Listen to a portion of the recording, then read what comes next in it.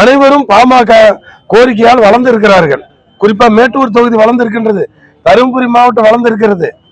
ஆகவே அருள் அவர்கள், அவரை சார்ந்த பாஸ்கர் ஒருத்தன் கரூர்ல, ஏயா உங்களுக்கு என்னையா சம்பந்தம் இருக்குது? அன்புமணின்னு பேசுறது உங்களுக்கு தகுதி இருக்கா? நாங்க சின்னையான்னு சொல்றோம், உலக வரலாறு பாராட்டுது. அன்புமணின்னு பேரை சொல்றது உங்களுக்கு தகுதி இருக்குதா? நிறுத்திக்கலனா பின் விளைவுகளை நீங்கள் விரைவில் சந்திப்பீர்கள். பாட்டாளி மக்கள் கட்சி 99% அன்புமணி பின்னால் இருக்கின்றது. 17ஆம் தேதி சென்னையில் நாங்கள் சமூக நீதி சாதிவாரி கணக்கெடுப்பு போராட்டம் நடத்துவோம். அதில் பலாயிரக்கணக்கான லட்சக்கணக்கான மக்கள் தேடுவார்கள். அதுக்கப்புறம் ஜனவரி 29ஆம் தேதி வன்னியர்களுக்கு 10.5 இடஒதுக்கீடு ஒதுக்கணும்னு சொல்லிட்டு மிகப்பெரிய போராட்டம் பண்றோம். ஆக்கப்பூர்வமான வேலையை பாட்டாளி மக்களுக்கு செய்கிறோம். அனைத்து சமுதாய முன்னேற்றத்திற்கு அன்புமணி அவர்கள் உழைத்து வருகிறார்கள். நான் மேட்டூரில் உழைக்கின்றேன், தருமபுரியில் உழைக்கின்றார்கள்.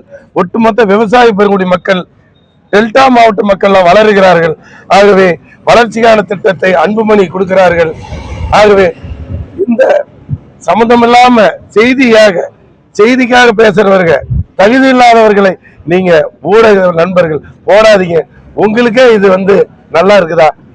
அவர்கள் பேச்ச நீங்க டிவியில போடுறதுக்கு நல்லா இருக்குதா? நீங்க புறக்கணிக்க வேண்டும்.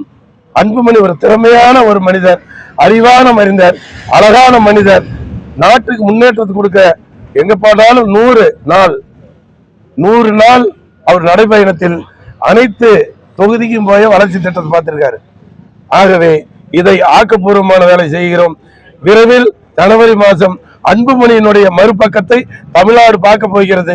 யார் அவரை ஏளனம் பேசுறார்கள் அவர்களாம் பின் விளைவுகளை, சட்ட ரீதியான பின் விளைவுகளை கடுமையாக சந்திப்பார்கள் என்று உங்கள் மூலியமாக அவர்களுக்கு தெரியப்படுத்துகிறேன்.